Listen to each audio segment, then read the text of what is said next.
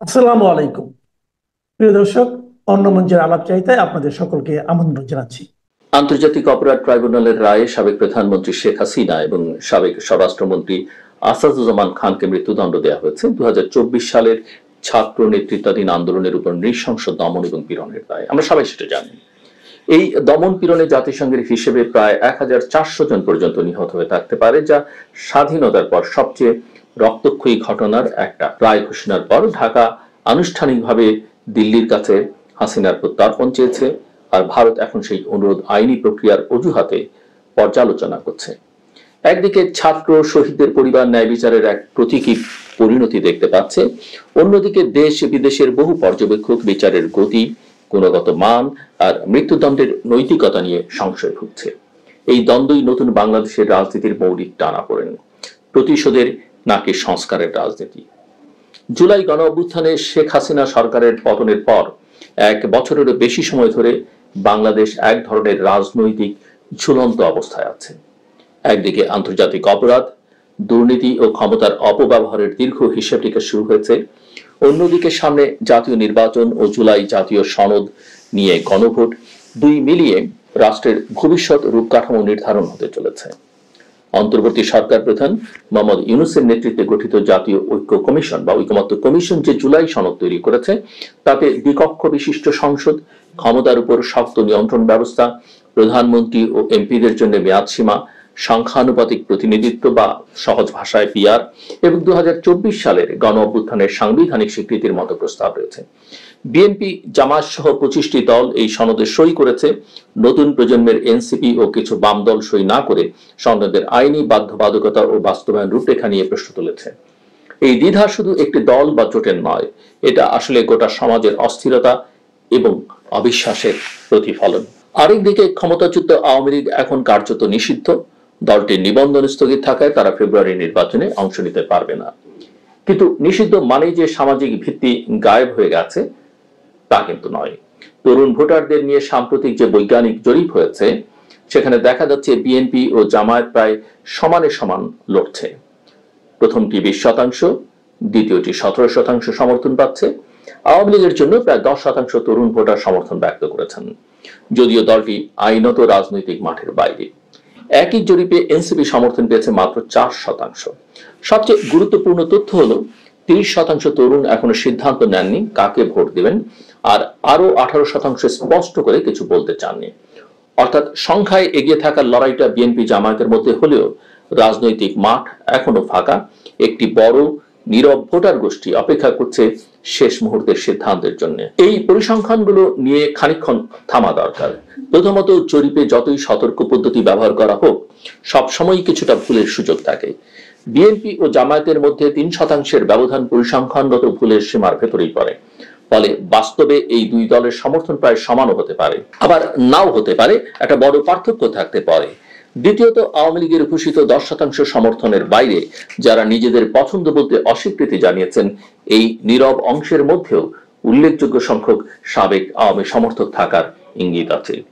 যদি তাদের একটা অংশ গোপনে পুরো দলে অনুগত থেকেও এখন অন্যদিকে ভোট দিতে প্রস্তুত থাকে, তবে ভোটের অঙ্ক রাজনীতিবিদদের কল্পনার চেয়েও বেশি জটিল হয়ে দাঁড়ায়।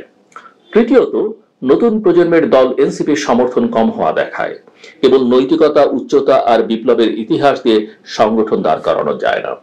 মাঠে মূলধারা রাজনীতি করতে গেলে কাঠামো, শেকড় আর জোট রাজনীতির দক্ষতা প্রয়োজন। জুলাই গণ অভ্যুত্থানের পর গত 15 মাসে অন্তত 26টি নতুন রাজনৈতিক দলের আত্মপ্রকাশ হয়েছে।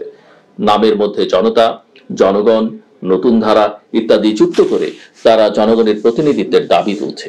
কিন্তু মাঠের বাস্তবতা ভিন্ন। অধিকাংশ দলের অফিস 1-2 কক্ষের, অনেকের আবার দেওয়া ঠিকানায় গিয়ে কোনো কার্যালয়ই পাওয়া যায় না। দৈনিক ভাড়া, বিদ্যুৎ বিল, কর্মী ব্যবস্থাপনা, এই মৌলিক ব্যয়ের দায়ও অনেক ক্ষেত্রে 2-3 জন উদ্যোক্তার কাঁধে। শুধুই প্রেস ক্লাবের মত বিনিময় সভা আর ব্যানার পোস্টার দিয়ে কি একটি দল টিকে থাকতে পারে? এনসিপি এখানে ব্যতিক্রম। ঢাকার বাণিজ্যিক এলাকায় তাদের পূর্ণাঙ্গ কার্যালয়, 200-র বেশি সদস্যের কেন্দ্রীয় কমিটি আর সারা দেশে সাংগঠনিক কাঠামো আছে। কিন্তু তারাও এখনো ভোটারদের কাছে বিশ্বাসযোগ্য বিকল্প হিসেবে নিজেকে প্রতিষ্ঠা করতে পারেনি। ফলে নতুন দলগুলোর এই বন্যা গণতান্ত্রিক চেতনার পুনর্জাগরণের প্রমাণ যেমন হতে পারে, তেমনি এটা ক্ষমতার শূন্যস্থানে সুবিধা নেয়ার এক ধরনের প্রতিযোগিতাও হতে পারে। এই পুরো চিত্রটার উপর আরেকটা স্তর বসে আছে, আঞ্চলিক ভূ রাজনীতি। দীর্ঘদিন ভারতের ঘনিষ্ঠ মিত্র হিসেবে পরিচিত আওয়ামী লীগ ক্ষমতাচ্যুত হওয়ার পর থেকেই ঢাকা দিল্লি সম্পর্ক ঠান্ডা। হাসিনার মৃত্যুদণ্ড ঘোষণার পর বাংলাদেশ সরকার যে ভাষায় ভারতের কাছে প্রত্যর্পণ দাবি তুলছে, সেখানে শুধু আইনি যুক্তি নয়, নৈতিক উচ্চতাও তুলে ধরা হচ্ছে। পাল্টা ভারত চুক্তির রাজনৈতিক ব্যতিক্রম ধারার আড়ালে নিজস্ব কৌশলগত স্বার্থই আগলে রাখছে। একই সময় অন্তর্বর্তী সরকার বেইজিং, আঙ্কারা, ইসলামাবাদ, টোকিও ও ওয়াশিংটনের সঙ্গে প্রতিরক্ষা অবকাঠামো ও বাণিজ্য সহযোগিতা বাড়াবার চেষ্টা করছে। এফডিআই প্রবাহ গত এক বছরে বাড়তেও শুরু করেছে। প্রশ্ন হচ্ছে, এই বহুমুখীকরণ কি ভারসাম্য আনার চেষ্টা, নাকি শুধু এক শিবির থেকে আরেক শিবিরে ঝুঁকে পড়বার নতুন সংস্করণ? সব মিলিয়ে বাংলাদেশের সামনে এখন দুটো বড় পথ খোলা রয়েছে। এক পথে আছে জুলাই সনদকে গণভোটের মাধ্যমে একটি আইনি ও নৈতিক ম্যান্ডেট দেয়া, সংবিধান সংশোধন করে ক্ষমতার ভারসাম্য ও সংখ্যানুপাতিক প্রতিনিধিত্বের দিকে যাত্রা, আর বাধ্যতামূলকভাবে জোট রাজনীতির সংস্কৃতিতে প্রবেশ। এতে বিএনপি, জামায়াত, এনসিপি, আঞ্চলিক ও বাম ডান বিভিন্ন শক্তিকে পরস্পরের সঙ্গে সমঝোতা করতে বাধ্য হতে হবে। কেউ এককভাবে ক্ষমতা ভোগ করতে পারবে না। আজ যে বিএনপি জামায়াত সমর্থনের প্রতিযোগিতায় হেড টু হেড অবস্থায়, কাল তারাই হয়তো কোনো তৃতীয় শক্তির সমর্থন ছাড়া সরকার গঠন করতে পারবে না। এই পথ কঠিন, ধীর আর প্রায় হতাশাজনক হবে, কিন্তু এটি দীর্ঘমেয়াদী গণতান্ত্রিক স্থিতিশীলতার একমাত্র সম্ভাব্য রাস্তা। অন্য পথে আছে ফার্স্ট পাস্ট দ্য পোস্ট ব্যবস্থার পুরনো অভ্যাসে ফিরে যাওয়া, কিংবা জুলাই সনদকে অর্ধেক মনোভাব নিয়ে বাস্তবায়ন। তখন যে দল অল্প ব্যবধানের বাড়তি ভোট পাবে, সেই একক সংখ্যাগরিষ্ঠতা নিয়ে ক্ষমতায় উঠে যাবে। বাংলাদেশের ভোট ভৌগোলিকতায় একটি দলের জন্য 30 থেকে 35% ভোটই অনেক সময় বিপুল আসন সংখ্যায় রূপ নেয়। বাকি 65 থেকে 70% ভোট ছড়িয়ে ছিটিয়ে থাকে পরাজিতদের ঝুলিতে। এমন হলে আওয়ামী লীগের নিষিদ্ধ হলেও টিকে থাকা সমর্থক ঘাঁটি, বিএনপি জামায়াতের দ্বন্দ্ব আর নতুন দলগুলোর ক্ষুদ্র উপস্থিতি মিলিয়ে একটা অস্থির অপ্রতিনিধিক সংসদ গঠিত হওয়ার ঝুঁকি থেকে যাবে। সেই সঙ্গে থাকবে সহিংসতা, হাসিনা সমর্থকদের প্রতিশোধমূলক রাজনীতি, কিংবা বিজয়ী ভোটের বা বিজয়ী জোটের বিজয়ীর ন্যায় বিচার চাপিয়ে দেওয়ার প্রবণতা। এই জটিল সমীকরণের মাঝখানে আসন্ন এক্স ফ্যাক্টর হলো তরুণ ভোটার। 18 থেকে 35 বছর বয়সী যুব সমাজ এখন মোট ভোটারের প্রায় 1/3, আর তাদের বিপুল অংশ নিবন্ধিত ও ভোট দিতে প্রস্তুত। জুলাই গণ অভ্যুত্থানে রাস্তায় ছিল যারা, গণভোট আর নির্বাচনে ব্যালট বাক্সে সেই প্রজন্মই শেষ কথা বলার ক্ষমতা রাখে। কিন্তু তারা যদি আবারও হতাশ, বিভ্রান্ত বা বিভক্ত হয়ে পড়ে, তাহলে পুরনো বংশানুক্রমিক রাজনীতি নতুন রূপে ফিরে আসবে। হয় একক কোনো জোটের চরম আধিপত্য, নয়তো দুর্বল জোটের নামে অকার্যকর সরকার।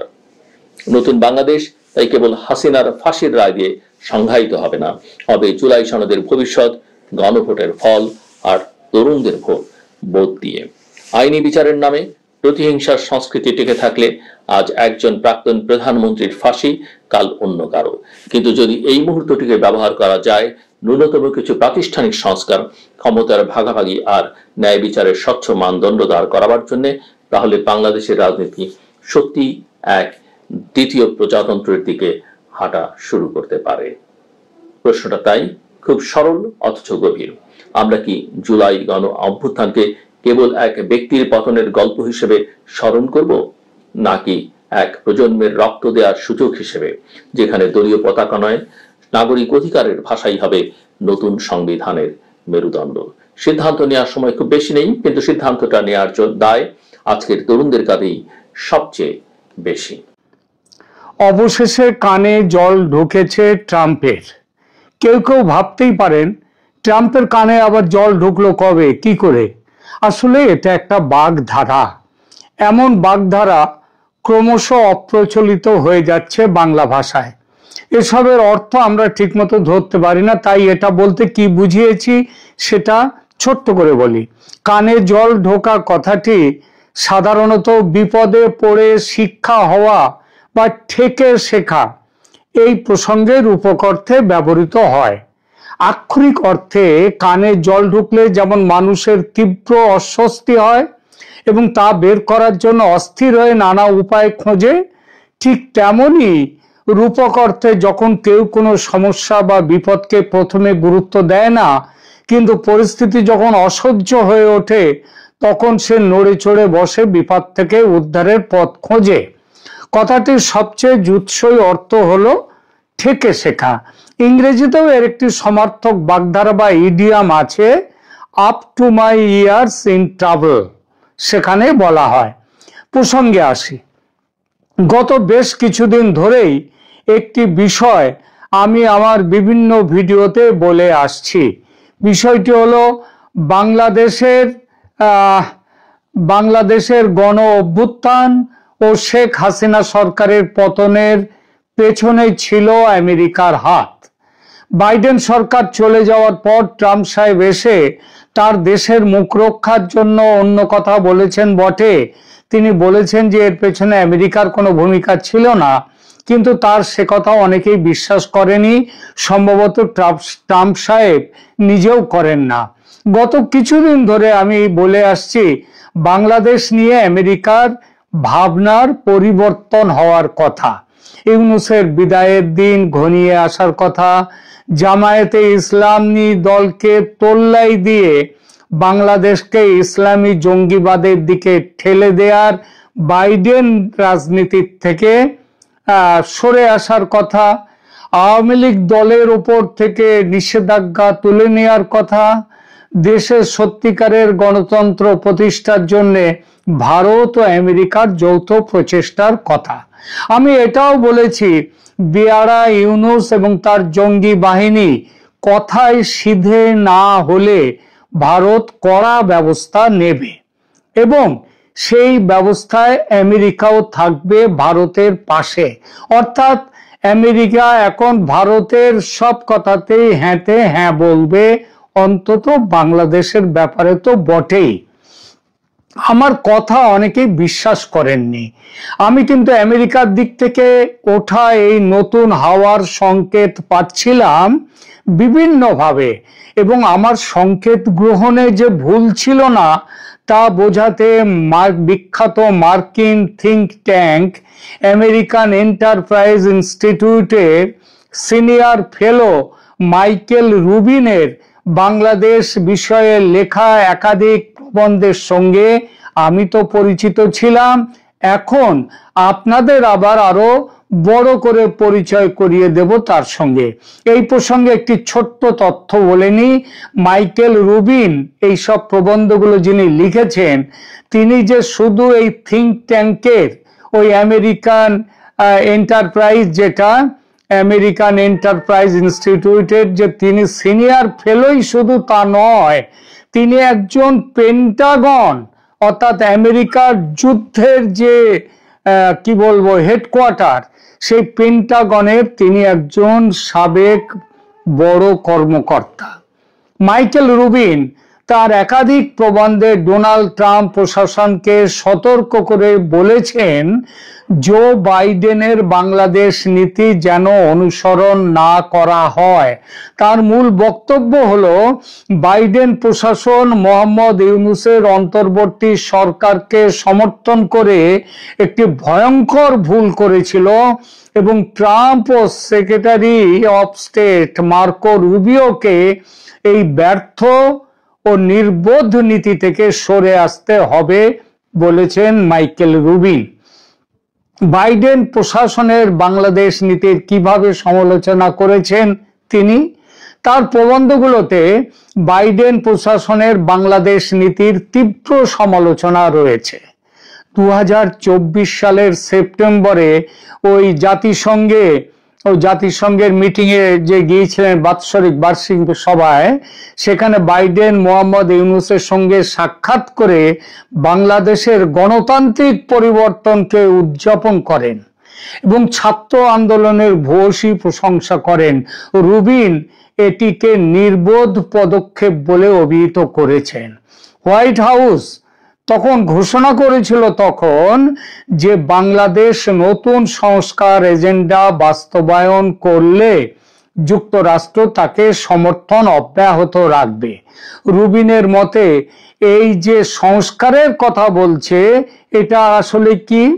তিনি বলেছেন, মানে রুবিন বলেছেন, ইউনূস যাকে সংস্কার বলছেন বাস্তবে তা হলো স্বৈরাচার ও প্রতিশোধমূলক পদক্ষেপ, যে কথাটা আওয়ামী লীগ, শেখ হাসিনা সবাই বলেন এবং যে কোনো সুস্থ মস্তিষ্কের মানুষ যে কথাগুলো বলছেন। রুবিন আরো অভিযোগ করেন যে ইউনূস তার কারাগার থেকে ইসলামপন্থী ও সন্ত্রাসীদের মুক্তি দিয়েছেন, সেই মুক্তি কিন্তু মানবাধিকারের ভিত্তিতে নয়, বরং তার রাজনৈতিক প্রতিপক্ষদের জায়গা করে দিতে। সাংবাদিক, সুশীল সমাজের নেতা এবং সাবেক ধর্মনিরপেক্ষ নেতাদের বিরুদ্ধে হত্যা সমেত বিভিন্ন মিথ্যে মামলা এনে ভর্তি করে দিয়েছেন ইউনূস। আন্দোলনে বিদেশি ষড়যন্ত্রের অভিযোগ প্রসঙ্গে রুবিন তার লেখায় দাবি করেছেন যে 2024 সালের ছাত্র আন্দোলন একেবারেই স্বতঃস্ফূর্ত ছিল না, মানে স্পন্টেনিয়াস আন্দোলন নয়। তিনি অভিযোগ করেন পাকিস্তানের গোয়েন্দা সংস্থা আইএসআই, কাতার ও তুরস্কের এমআইটির অর্থায়নে এই আন্দোলনকে উস্কে দেয়া হয়েছিল এবং ছড়িয়ে দেয়া হয়েছিল। তিনি লিখেছেন এই বিদেশি শক্তিগুলো বাংলাদেশকে ভারত বিরোধী ও ইসলামপন্থী রাষ্ট্রে পরিণত করতে চায়। জামায়াতে ইসলামী সম্পর্কে রুবিন কি বলেছেন? তিনি বলেছেন এই দলটি 1971 সালের গণহত্যায় জড়িত ছিল এবং আল কায়েদার মতো সন্ত্রাসী গোষ্ঠীর সাথে তাদের সম্পর্ক রয়েছে। তিনি উল্লেখ করেন যে পাকিস্তানের আইএসআই কয়েক দশক ধরে বাংলাদেশে জামায়াত ইসলামীকে পুষে আসছে এবং তাদের প্রভাব বিস্তারের মাধ্যম হিসেবে জামায়াতে ইসলামীকে ব্যবহার করছে। ইরানের সাথে বাংলাদেশের পরিস্থিতির তুলনা করে মাইকেল রুবিন একটি চমৎকার কথা বলেছেন। তিনি লিখেছেন বাংলাদেশের পরিস্থিতি আয়াতুল্লাহ খোমেনির একেবারে তার প্লেবুক অনুসরণ করে চলছে, ঠিক 1979 সালের ইরানি বিপ্লবের একেবারে তার মতো। তিনি কংগ্রেশনাল ব্রিফিং এ বলেছেন আমি বাংলাদেশে সেই একই ধরনগুলো দেখছি। কংগ্রেশনাল ব্রিফিং মানে কংগ্রেসে তিনি তার এই পেপার দিয়েছেন, সেখানে বলেছেন আমি বাংলাদেশে সেই একই ধরনগুলো দেখছি যা আমি ইরান ও তুরস্কের ক্ষেত্রে দেখেছি। তার বিশ্লেষণে আয়াতুল্লাহ খোমেনি যেমন পশ্চিমের সাংবাদিকদের বলেছিলেন যে তিনি শাহের রাজত্বের অবসান ঘটিয়ে ইরানে গণতন্ত্র আনতে চান এবং ক্ষমতায় আসার পরই গণতন্ত্রকে বিসর্জন দিয়ে স্বৈরতন্ত্র প্রতিষ্ঠা করেন, মোহাম্মদ ইউনূসও সেই একই কৌশল নিয়েছেন।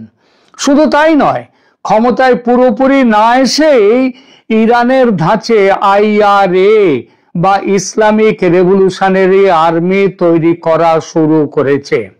মোহাম্মদ ইউনূস সম্পর্কে রুবিন কি বলেছেন?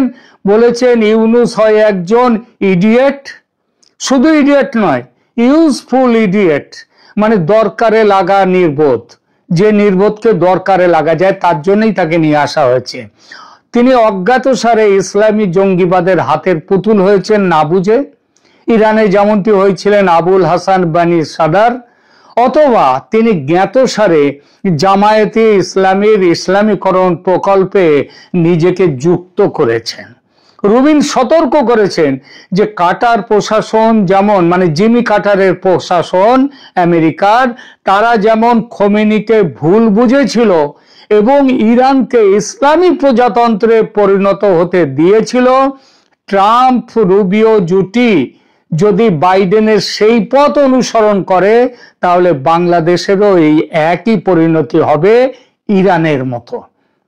রুবিন বিশেষ করে বাংলাদেশে হিন্দু ও অন্যান্য সংখ্যালঘু সম্প্রদায়ের উপর হামলার বিষয়টি তুলে ধরেছেন। জাতিসংঘের মানবাধিকার প্রতিবেদন অনুযায়ী শেখ হাসিনার পতনের পর হিন্দু সম্প্রদায়ের উপর ব্যাপক সহিংসতা হয়েছে। হিন্দুদের বাড়িঘর, ব্যবসা প্রতিষ্ঠান, মন্দিরে হামলা, হিন্দু নারী তাদের গণধর্ষণ চালানো হয়েছে, কোনো বিচার নেই। বাংলাদেশ হিন্দু বৌদ্ধ খ্রিস্টান ঐক্য পরিষদের তথ্য মতে 4 থেকে 20 আগস্ট 2024-এর এই 17 দিনে মোট 2010টি হামলার ঘটনা ঘটেছে 17 দিনে। রুবিন অভিযোগ করেন ইউনূস এই সহিংসতাকে অতিরঞ্জিত প্রচার বলে উড়িয়ে দিচ্ছেন, বলছেন তাদের নাকি রাজনৈতিক কারণে তাদের উপরে আক্রমণ হচ্ছে, কিন্তু জাতিসংঘের প্রতিবেদন তার দাবি মিথ্যা প্রমাণ করেছে। রুবিনের আরেকটি গুরুত্বপূর্ণ অভিযোগ হলো সংবাদপত্রের স্বাধীনতার উপর আক্রমণ। তিনি উল্লেখ করেন যে ইউনূস সরকার 1000-এরও বেশি সাংবাদিককে চাকরিচ্যুত করেছে। একটি প্রতিবেদন অনুযায়ী 2024 সালের আগস্ট থেকে 2025 সালের মার্চ পর্যন্ত এই কমাসে 640 জন সাংবাদিক বিভিন্নভাবে হেনস্থার শিকার হয়েছেন। 182 জনের বিরুদ্ধে মামলা দায়ের, 206 জনের উপরে সহিংসতা, এমনকি খুন পর্যন্ত হয়েছেন বিভুরঞ্জনের মতো সাংবাদিকরা। 167 জনের অ্যাক্রিডিটেশন বাতিল করা হয়েছে। সাংবাদিক ফারজানা রূপা, শাকিল আহমেদ এবং জুলফিকার আলী মানিকের মতো ব্যক্তিরা তাদেরকে মিথ্যা অভিযোগে কারাবন্দী করা হয়েছে বলে রুবিন নিজে লিখেছেন। এই পরিস্থিতিতে বাংলাদেশকে বাঁচাতে, ইসলামী জঙ্গিবাদ রুখতে ও উপমহাদেশে স্থিতিশীলতা নিয়ে আসতে ট্রাম্প প্রশাসনের জন্য কয়েকটি সুপারিশ করেছেন মাইকেল রুবিন। এই সুপারিশগুলোর পথেই কিন্তু আমেরিকা চলছে এখন, সে কথা পরে আসছে একটু। প্রথমত তার যে সুপারিশ সেটা হচ্ছে বাংলাদেশের ঘটনাবলীকে স্লো মোশন কু বা ধীর গতির অভ্যুত্থান ঘোষণা করতে হবে।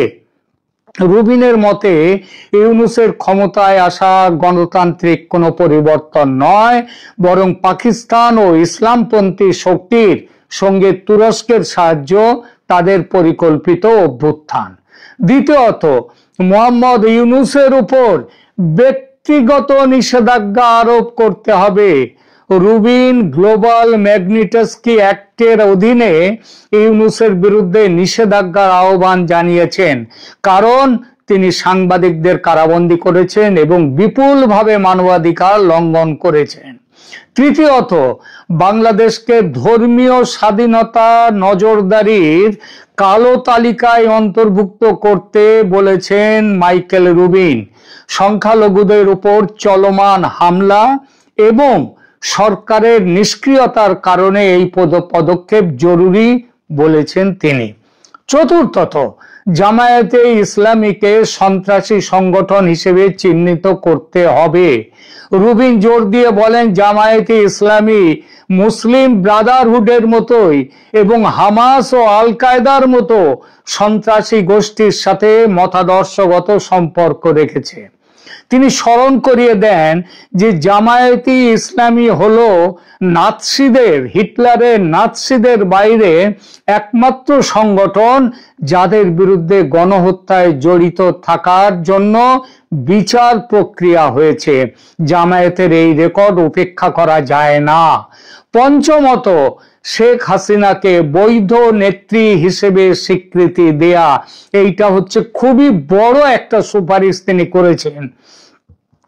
রুবিন বলেছেন যতদিন না সুষ্ঠু ও অবাধ নির্বাচন হচ্ছে এবং আওয়ামী লীগ সমান ও আইনি মর্যাদা নিয়ে প্রতিদ্বন্দ্বিতা করতে পারবে না ততদিন হাসিনাকে বৈধ নেত্রী হিসেবে গণ্য করা উচিত।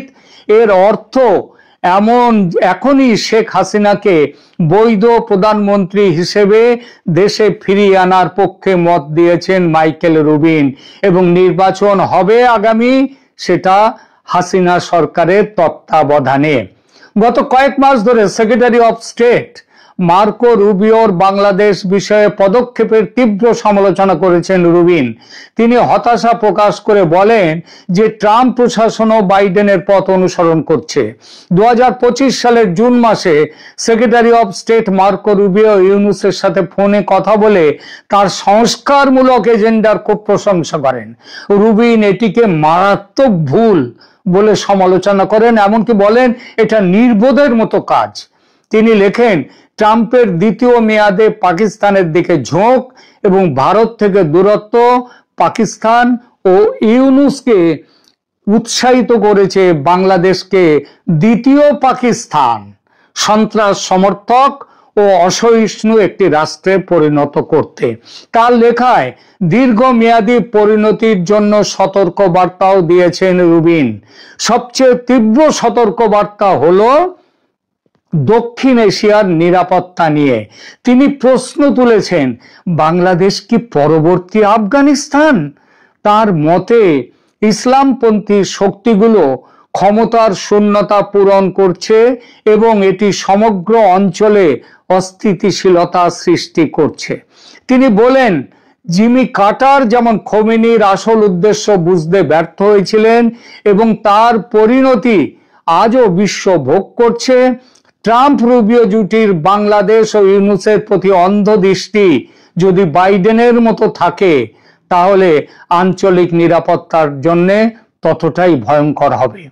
রুবিনের শেষ কথায় স্পষ্ট, বাংলাদেশে যা ঘটছে তা কেবল বাংলাদেশের সমস্যা নয়, এটি গণতন্ত্র, ধর্মীয় স্বাধীনতা এবং দক্ষিণ এশিয়ার দশকব্যাপী স্থিতিশীলতার প্রশ্ন। প্রতিবেদন শেষ করার আগে কেউ প্রশ্ন করতেই পারেন, মাইকেল রুবিনের এই প্রবন্ধগুলো কবে ও কোথায় প্রকাশিত হয়েছে? তাদের জ্ঞাতার্থে বলি, এবং আরো একটা প্রশ্ন আসতে পারে যে ট্রাম্প প্রশাসনের নজরে এইসব লেখা আসার পরেই কি আমেরিকা বাংলাদেশ নিয়ে নতুনভাবে ভাবনা চিন্তা করছে? এর উত্তরে বলি, মাইকেল রুবিনের বাংলাদেশ বিষয়ের প্রবন্ধগুলো বিভিন্ন সময়ে এবং একাধিক প্রভাবশালী প্ল্যাটফর্মে প্রকাশিত হয়েছে। রুবিনের প্রথম প্রবন্ধ প্রকাশিত হয় 13 ফেব্রুয়ারি 2025 সালে 1945.com-এ। শিরোনাম ছিল is Bangladesh the next failed state. এরপর 27 মার্চ 2025 সালে ওই 1945.com-এ প্রকাশিত হয় দ্বিতীয় প্রবন্ধ উইল দেয়ার বি এ কু ইন বাংলাদেশ। এরপর 2025 সালের এপ্রিল মাসে রুবিন আরেকটি অত্যন্ত গুরুত্বপূর্ণ এবং ধারালো প্রবন্ধ লেখেন। তার শিরোনাম ছিল is US state department sabotaging Marco Rubio and promoting Islamism in Bangladesh. তার মানে হচ্ছে যে আমেরিকার বর্তমান ট্রাম্প প্রশাসনের অন্দরে যে স্টেট ডিপার্টমেন্ট আছে তারা মার্কো রুবিও এবং ট্রাম্পের যে ইসলামের বিরোধিতা নিয়ে যে মতবাদ তার বিরোধিতা করছে তারই নিজের স্টেট ডিপার্টমেন্ট। সবচেয়ে তীব্র এবং সরাসরি বিরোধিতা আসে 4 অক্টোবর 2025 তারিখে ফার্স্ট পোস্টে প্রকাশিত প্রবন্ধ। সেখানে শিরোনাম ছিল why Trump should not double down on Biden's failed Bangladesh strategy. এই প্রবন্ধে রুবিন স্পষ্টভাবে ট্রাম্প ও মার্কো রুবিওকে বাইডেনের বাংলাদেশ নীতি অনুসরণ না করার জন্য সতর্ক করেন। সবচেয়ে সাম্প্রতিক এবং সবচেয়ে তুলনামূলক প্রবন্ধ প্রকাশিত হয় এই 28 নভেম্বর, 3 দিন আগে। সেখানে লেখার শিরোনাম ছিল how Yunus repeats Khomeini's playbook to bring Islamist rule in Bangladesh. এই প্রবন্ধে রুবিন বিস্তারিতভাবে ইরানের 1979 সালের বিপ্লবের সাথে বাংলাদেশের বর্তমান পরিস্থিতির তুলনামূলক আলোচনা করেছেন। ট্রাম্প প্রশাসনের নীতি পরিবর্তনে রুবিনের প্রভাব সম্পর্কে বলতে হয়, রুবিনের প্রবন্ধগুলো প্রকাশিত হওয়ার সঙ্গে সঙ্গে ট্রাম্প প্রশাসনের বাংলাদেশ নীতি নিয়ে একটা জটিল ছবি বেরিয়ে আসছে। বাংলাদেশ বিষয়ে ভারতের মতের সঙ্গে যুক্তরাষ্ট্র প্রশাসনের যে ঐকমত্য ক্রমশ স্পষ্টতর হচ্ছে, তার পেছনে মাইকেল রুবিওর ভূমিকা আলোচিত হচ্ছে অন্য কোথাও নয়, খোদ হোয়াইট হাউসের ভেতরে। ধন্যবাদ।